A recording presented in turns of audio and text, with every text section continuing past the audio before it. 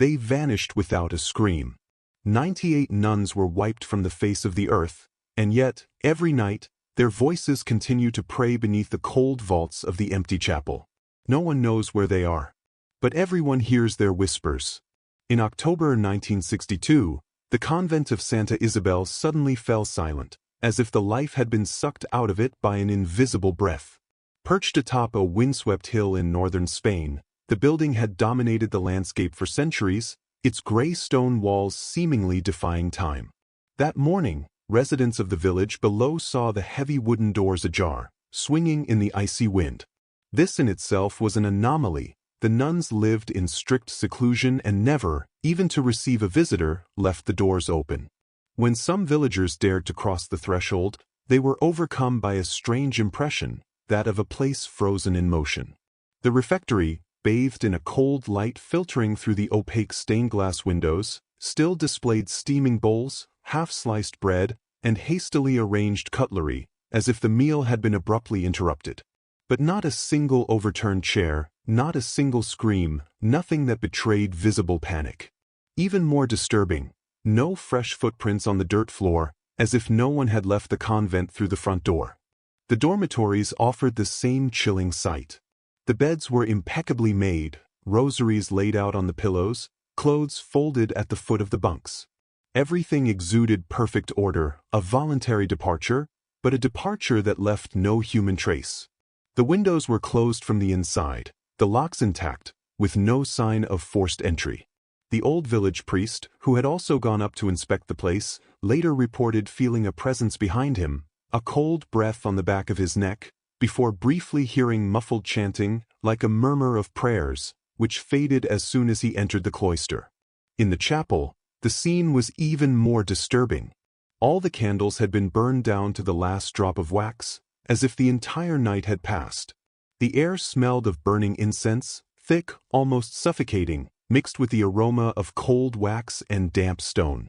On the altar, the missal had been opened to the same page since the previous day, but no note had been added to the convent's register. The last entry, dated October 14, 1962, was frozen, as if time itself had stopped at that moment.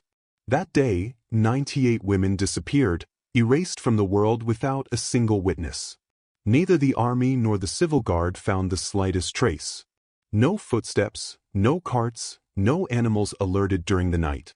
The rocky path connecting the convent to the village showed no signs of recent passage.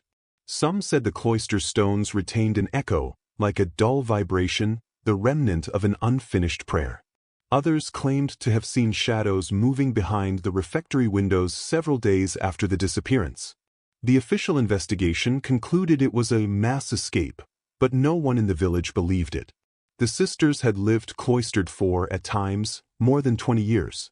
They had nowhere to go. And the strangest thing, no witnesses, not farmers, not travelers, not shepherds, encountered them on the road. It was as if the convent walls had swallowed them whole.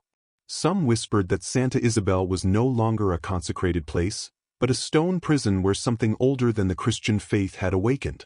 2 nights after the disappearance, while the village was still trying to understand what could have happened at the convent, the bells of Santa Isabel began to ring. Not a discreet chime, but a series of slow, regular peals, like a call from above. However, everyone knew that the bell tower clock hadn't been wound for days. The night air was heavy, windless, and each metallic vibration rolled down the hillside, echoing off the white facades of the sleeping village. Those who were awakened from their slumber said the sound seemed different, not clear and pure as usual, but veiled, almost muffled, as if the bell were echoing underwater or behind an invisible wall. Some went to their doors, searching for a rational explanation, a clown, a lost traveler, or perhaps an unusual draft. But the more they listened, the more they felt as if the sound came from everywhere at once. Several swore that, between 2 tolls of the bell, they heard whispers, a stream of intertwined female voices, too rapid to be understood, but carried by the same deep, monotonous tone as the prayers sung at the evening service. Children cried, terrified by this sound that should never have been there. In the morning, a group of brave villagers went to the convent to check. The bell tower was intact, the rope hung slack, and no one had touched the rusty clock, whose mechanism had long been blocked. No sign of intrusion. No recent footsteps in the dusty cloister. And yet, the smell of incense hung in the chapel, as if a mass had been celebrated just before dawn. The old priest who accompanied them stood paralyzed for a long time before the bell.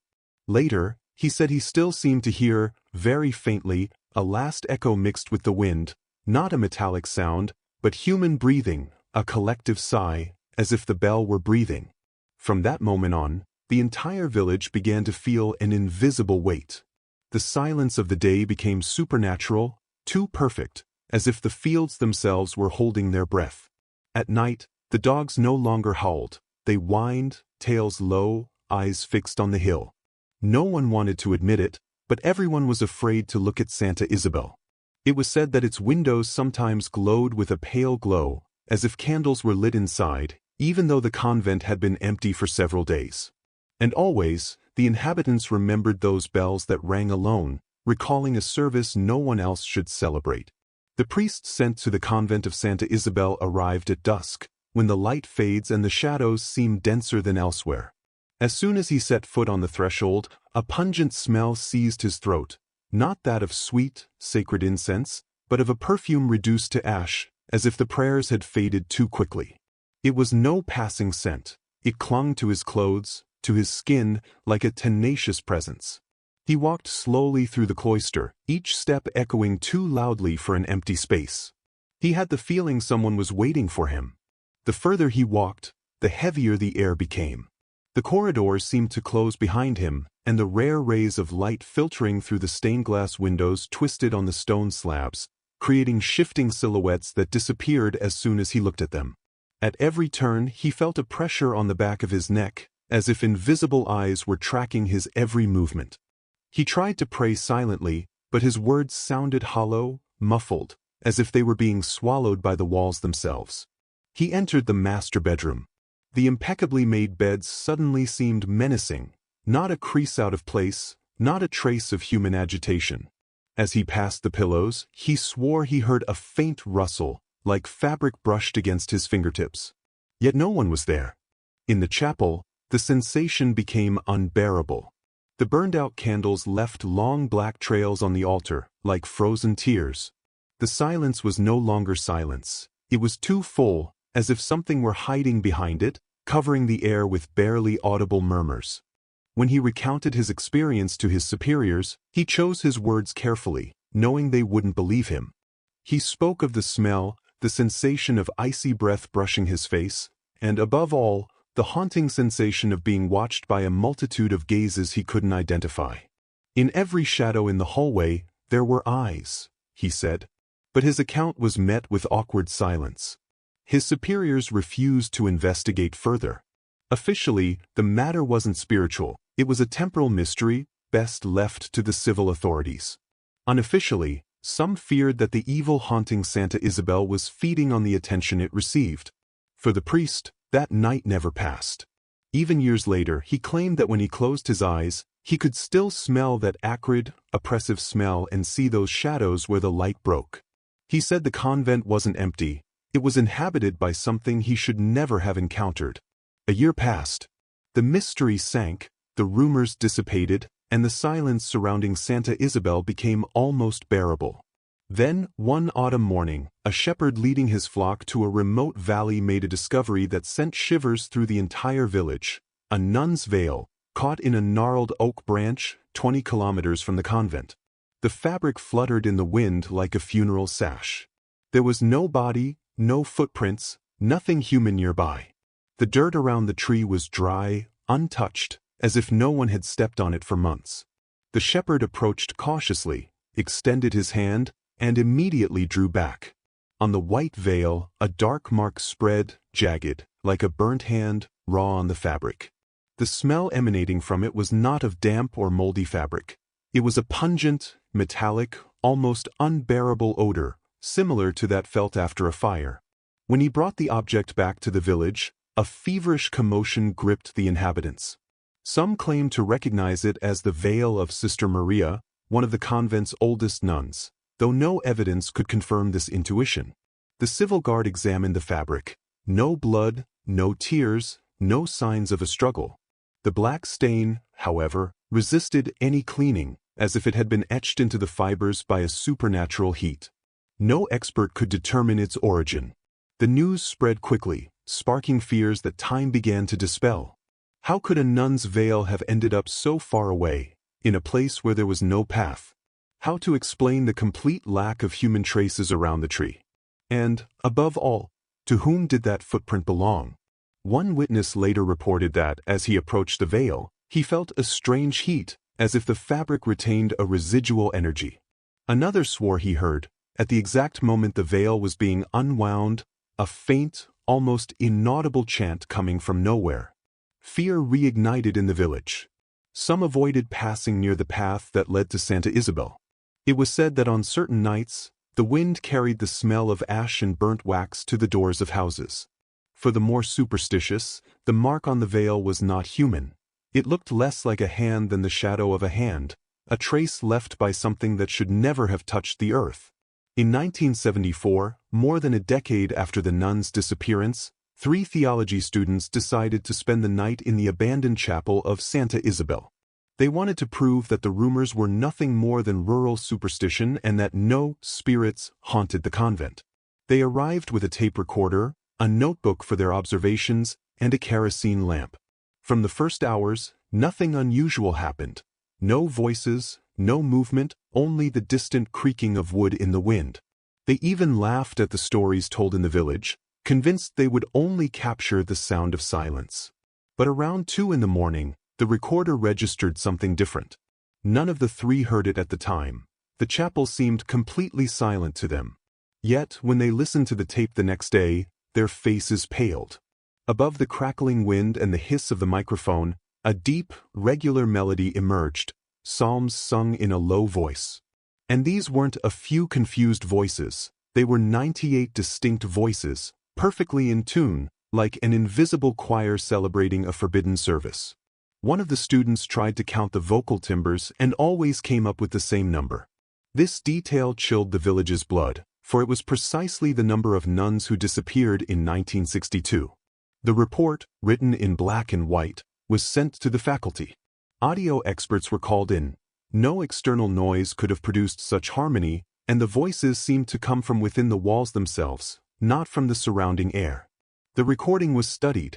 No trace of manipulation, no suspicious dubbing. Some claimed the voices were reciting the Hail Mary, others heard an older, almost forgotten psalm, as if from another century. Stranger still, the magnetic tape showed abnormal fluctuations, as if the recorder had picked up an unknown energy source. The incident briefly made local headlines before being hushed up. The college banned students from returning to the site and removed the account from public record. But a copy circulated discreetly, fueling rumors. Those who heard the recording swore they felt physically ill. Some vomited, others felt dizzy, and still others claimed to have heard, behind the harmonious chorus, a deeper, more serious voice muttering incomprehensible words. The terrified villagers began to believe that Santa Isabel was not just a haunted place, but an inverted sanctuary, a place where prayers did not rise to the heavens but remained trapped in stone. The 98-voice choir was no mere manifestation. It was a call, a liturgy that repeated itself night after night, perhaps waiting to be answered.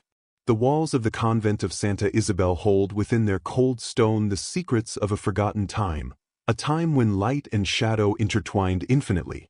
When one leafs through the dusty archives, among the yellowed pages, an echo resonates, a story the church sought to bury beneath the silence and veil of oblivion. In the 17th century, long before the modern tragedy, the same convent had already been the scene of a disturbing enigma. 12 sisters disappeared without a trace, their footsteps erased from the path and their voices muffled by the wind. No bodies, no clothing, no sign of a premeditated departure was found. It was as if they had been swallowed by the earth itself, swallowed by the sanctuary that had welcomed them. Chronicles of the times speak of a temporary closure of the convent, a vague term that masked fear and shame. The church erased all official mention, breaking the chain of memories. However, in clandestine manuscripts, some priests recorded rumors without much conviction, whispers of presences, prayers heard at night, and the sensation of an invisible veil sliding over the walls, capturing souls in a silent trap. These 12 women, like the 98 who followed them, were trapped in a timeless space, where the sacred became a prison. The silence that then weighed on the convent persisted for years, a religious silence that even the villagers felt as a burden. The elders spoke in hushed tones of a curse cast upon Saint Elizabeth, a pact forgotten among the stones and the darkness. That place, built on ancient ruins, had been given a role no faith could comprehend. The absence of the 12 nuns was no coincidence, but an echo of a distant past, where the boundaries between the visible and the invisible had been erased. When the 98 disappeared, more than 3 centuries later, it was as if time were repeating itself, as if history were being written on a loop in the shadows of the convent. Their prayers, their voices, their spirits intertwine with those of the disappeared of the past, forming a spectral chorus, a song that defies the silence imposed by men. Santa Isabel is not simply a place, it is a fault line, an abyss where past and present merge, and where each disappearance adds a layer of mystery to a legend no one dares to name anymore.